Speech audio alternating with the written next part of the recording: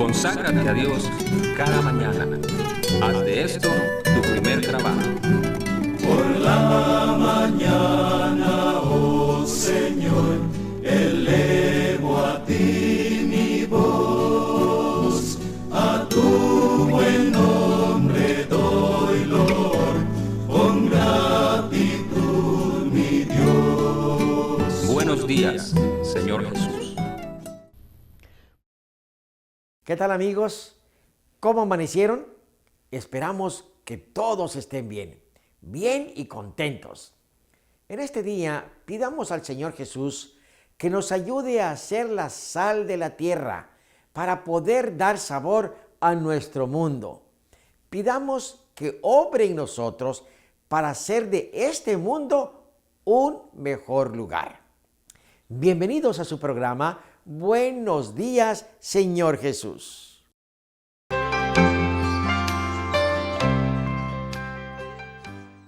Estimados amigos, es un placer estar con ustedes en esta hermosa mañana y poder disfrutar del estudio de la Santa Palabra de Dios con el tema El huésped no invitado. Y el versículo clave se encuentra en Daniel capítulo 5, versículo 27 y dice así: Tequel, pesado has sido en balanza y fuiste hallado falto. Oremos, por favor. Ayúdanos, Señor, en esta mañana a entender la meditación de tu palabra. Lo suplicamos en el nombre de Cristo Jesús. Amén. Hacia el final de la vida de Daniel, se estaban produciendo grandes cambios en la tierra a la cual más de 60 años atrás él y sus compañeros hebreos habían sido llevados cautivos. Nabucodonosor había muerto y Babilonia, antes alabada por toda la tierra como conocida en aquel entonces, había pasado a ser gobernada por sus sucesores imprudentes, y el resultado era una disolución gradual pero segura. Debido a la insensatez y debilidad de Belsasar, nieto de Nabucodonosor, la orgullosa Babilonia iba a caer pronto. Admitido en su juventud a compartir la autoridad real, Belsasar se gloriaba en su poder y ensalzó su corazón contra el Dios del cielo. Muchas habían sido sus oportunidades para conocer la voluntad divina y para comprender que era su responsabilidad prestarle obediencia. Sabía que por decreto divino su abuelo había sido desterrado de la sociedad de los hombres y sabía también de su conversión y curación milagrosa. Pero Belsasar dejó que el amor por los placeres y la glorificación propia borrasen las lecciones que nunca debiera haber olvidado. Malgastó las oportunidades que se le habían concedido misericordiosamente y no aprovechó los medios que tenía a su alcance para conocer mejor la verdad. Así sucede con cada uno de los que pasamos por este mundo. Dios nos da el privilegio de la vida, algunos con grandes bendiciones, otros con ciertas dificultades, pero hoy la llevamos. Sin embargo, de una manera providencial, absolutamente a todos se nos da cierta oportunidad de conocer las verdades bíblicas, y si la aprovechamos, nos irá excelente. Y hay de nosotros si dejamos pasar la oportunidad de conocer a Cristo y su verdad, y no la aprovechamos. Lo que Nabucodonosor había adquirido finalmente a costo de invencibles sufrimientos y humillaciones, Belsasar lo había pasado por alto con indiferencia. No tardaron en ocurrir reveses. Babilonia fue sitiada por Ciro, sobrino de Darío el Medo, y general de los ejércitos combinados de los medos y los persas. Pero dentro de la fortaleza, al parecer impenetrable, con sus macizas murallas y sus puertas de bronce, protegida por el río Éufrates y abastecida con abundantes provisiones, el orgulloso monarca se sentía seguro y dedicaba su tiempo a la alegría y a las orgías. En su arrogancia, Belsasar hizo un gran banquete a 1000 de sus príncipes y en presencia de ellos bebía vino. Todos los atractivos ofrecidos por la riqueza y el poder aumentaban el esplendor de la escena. Entre los huéspedes que asistían al banquete real había hermosas mujeres que desplegaban sus encantos. Había hombres de genio y educación. Los príncipes y los estadistas bebían vino como agua y bajo su influencia enloquecedora se entregaban a la orgía. Habiendo quedado la razón destronada por una embriaguez desvergonzada y habiendo cobrado ascendiente los impulsos y las pasiones inferiores, el rey mismo dirigía la ruidosa orgía. En el transcurso del festín ordenó que le trajesen los vasos de oro y de plata que Nabucodonosor había traído del templo de Jerusalén, para que bebiesen con ellos el rey y sus príncipes, sus mujeres y sus concubinas. El rey quería probar que nada era demasiado sagrado para sus manos. Entonces fueron traídos los vasos de oro y bebieron con ellos el rey, sus príncipes, sus mujeres y sus concubinas. Bebieron vino y alabaron a los dioses de oro y de plata, de metal, de hierro, de madera y de piedra. Poco se imaginaba Belsasar que un testigo celestial presenciaba su desenfreno idólatra. Pero un vigía divino, aunque no reconocido, miraba la escena de profanación y oía la alegría sacrílega. Pronto el huésped no invitado hizo sentir su presencia. Al llegar el desenfreno a su apogeo, apareció una mano sin sangre y trazó en las paredes del palacio, con caracteres que resplandecían como fuego, palabras que, aunque desconocidas para la vasta muchedumbre, eran un presagio de condenación para el rey y sus huéspedes, ahora atormentados por su conciencia. Acallada quedó la ruidosa alegría, mientras que hombres y mujeres, dominados por un terror sin nombre, miraban cómo la mano trazaba lentamente los caracteres misteriosos. Como en visión panorámica, desfilaron ante sus ojos los actos de su vida impía. Les pareció estar ante el tribunal del Dios eterno, cuyo poder acababan de desafiar, donde tan solo unos momentos antes habían prevalecido la hilaridad y los chistes blasfemos, se veían rostros pálidos y se oían gritos de miedo. Belsasar era el más aterrorizado de todos. Él era quien llevaba la mayor responsabilidad por la rebelión contra Dios que había llegado esa noche a su apogeo en el reino babilónico. El rey se quedó paralizado de miedo. Sus rodillas se batían la una contra la otra. En vano trató el rey de leer las letras ardientes. Encerraban un secreto que él no podía sondear, un poder que le era imposible comprender o contradecir. Desesperado, se volvió hacia los sabios de su reino en busca de ayuda. Su grito frenético repercutió en la asamblea cuando invitó a los astrólogos, caldeos y adivinos a que leyesen la escritura.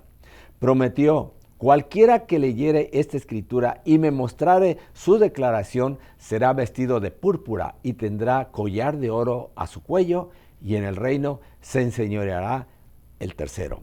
Pero los sabios del rey no pudieron leer la escritura ni su declaración. Entonces la reina madre recordó a Daniel, quien más de medio siglo atrás había dado a conocer al rey Nabucodonosor el sueño de la gran imagen y su declaración. Dijo ella: llámese pues ahora a Daniel, y él mostrará la declaración. Entonces Daniel fue traído delante del rey y le dijo: y tú, Belsasar, no has humillado tu corazón, antes contra el Señor del cielo te has ensoberbecido, e hiciste traer delante de ti los vasos de su casa, y bebiste vino en ellos. Además de esto, a dioses de plata y de oro, de metal, de hierro y de madera, y de piedra que ni ven, ni oyen, ni saben, diste alabanza. Y al Dios en cuya mano está tu vida, y cuyos son todos tus caminos, nunca honraste. Entonces de su presencia fue enviada la palma de la mano que esculpió esta escritura: Mene, contó Dios tu reino y halo rematado. Tekel, pesado has sido en balanza y fuiste hallado falto. Pérez, tu reino fue roto y es dado a los medos y a los persas. Aún mientras él y sus nobles bebían de los vasos sagrados de Jehová y alababan a sus dioses de plata y oro, los medos y persas, habiendo desviado el curso del Éufrates, penetraban en el corazón de la ciudad desprevenida.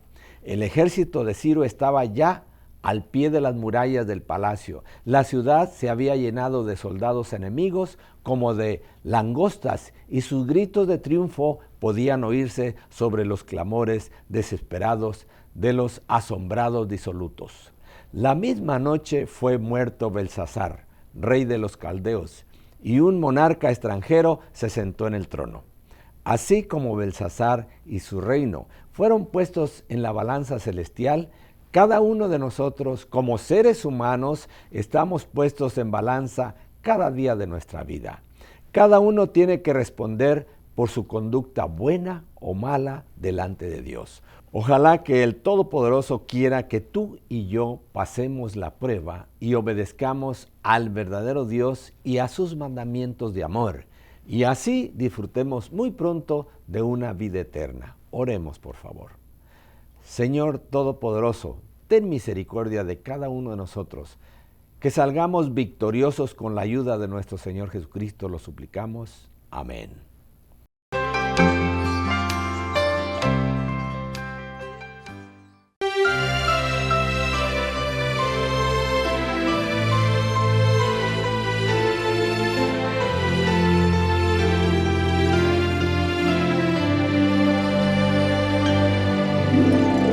Dios está aquí, es tan cierto como el aire que respiro, es tan cierto como en la mañana se levanta el sol, es tan cierto como que canto y me puede oír, lo puede sentir.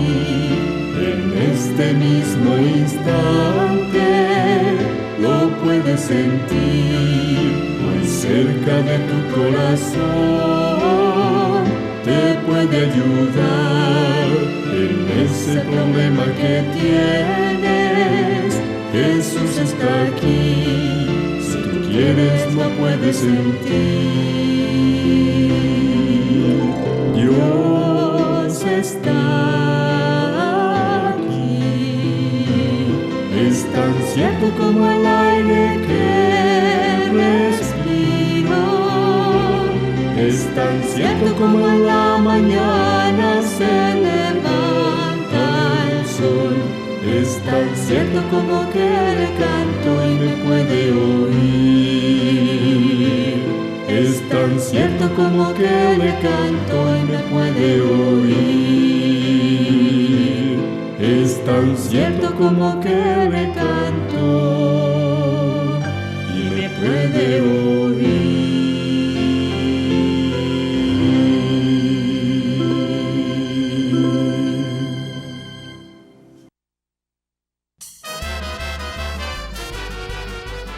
Hola amiguitos, buenos días. Les damos una bienvenida al Rincón Infantil de Buenos Días, Señor Jesús. Saludamos a los amiguitos que nos están viendo en casa. Hola chicos. ¿Se acuerdan que la otra historia que les conté era acerca de David cuando venció al gigante Goliat? Bueno, después que esto sucedió, llevaron a David ante el rey Saúl nuevamente.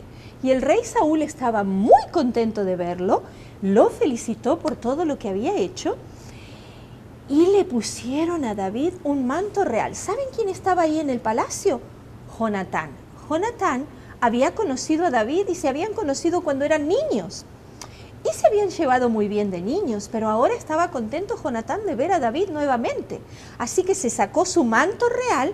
Jonatán era el hijo de Saúl, del rey Saúl. Se sacó su manto real y se lo puso a David.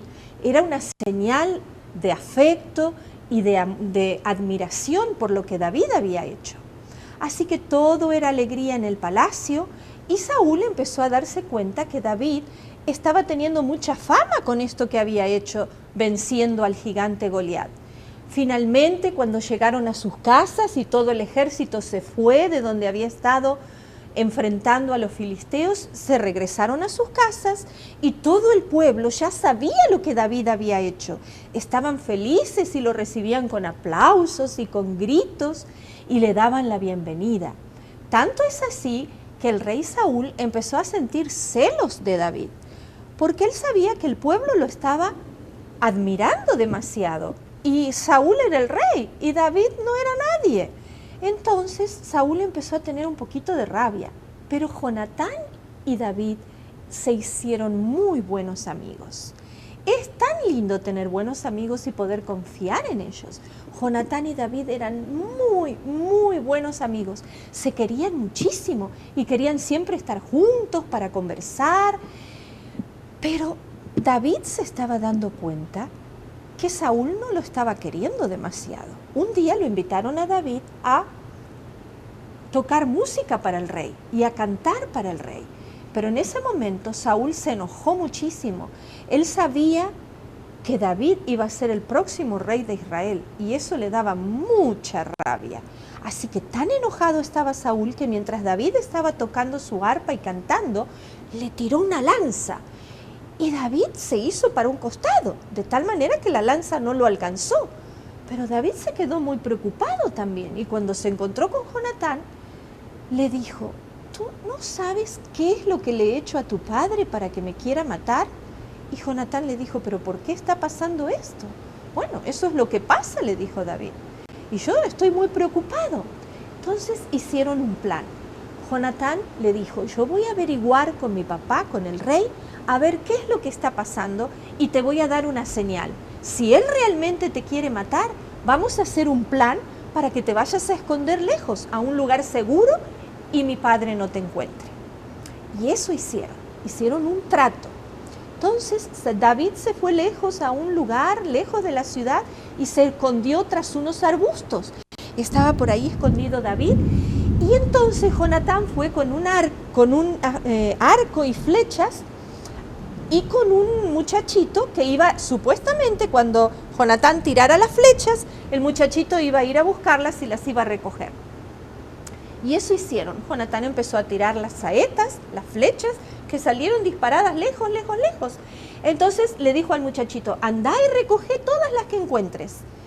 Y eso fue lo que pasó. Una de las flechas cayó cerca de donde David estaba escondido detrás de unos arbustitos.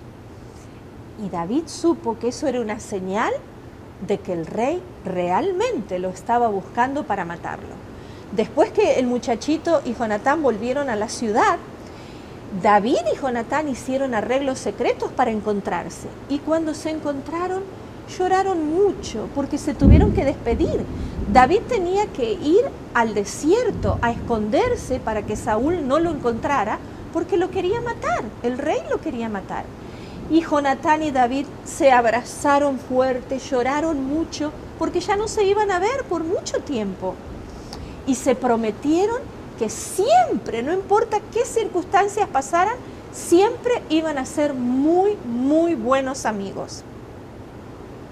Y se hicieron una promesa. Se prometieron que cualquiera de los dos que siguiera con vida por muchos años iba a cuidar a la descendencia del otro amigo. Y esa promesa siempre la respetaron. Así que se despidieron llorando y no se vieron por mucho tiempo. David tuvo que huir al desierto y fue con algunos otros hombres que lo estaban acompañando, huyó al desierto y se escondió en una cueva. Una cueva es como una casa oscura que está toda por debajo de una montaña. Se escondió en una cueva que tenía muchos recovecos y ahí se escondió David. Pero ¿saben una cosa? El rey Saúl salió con 3.000 soldados a perseguirlo y lo buscaron por el desierto. Finalmente, Saúl solito fue a parar a esa cueva, a la misma cueva donde David estaba escondido con sus hombres.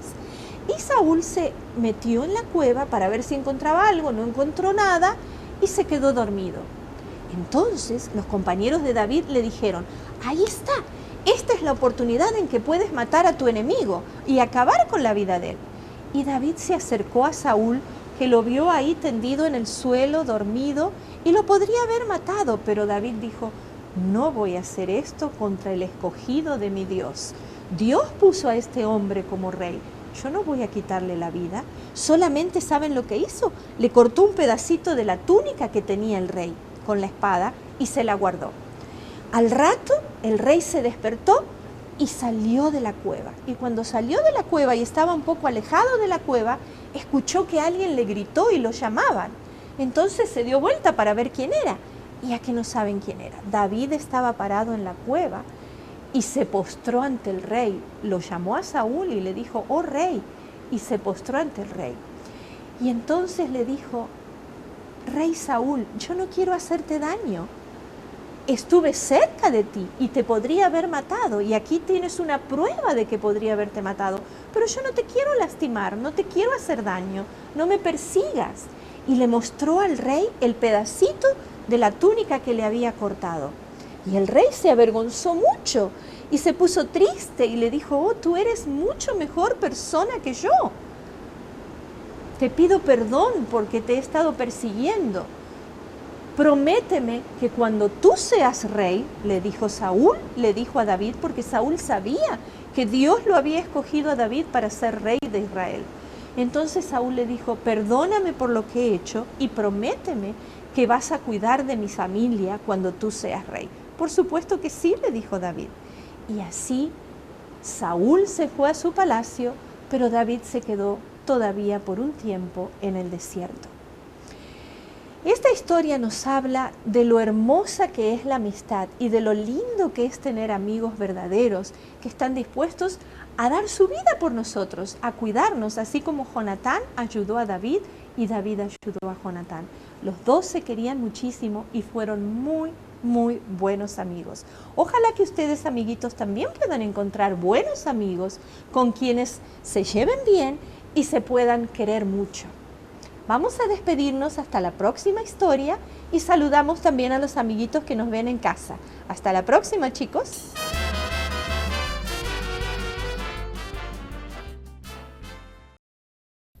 Después de la meditación de hoy, estoy seguro que nos sentimos agradecidos por haber sintonizado este programa.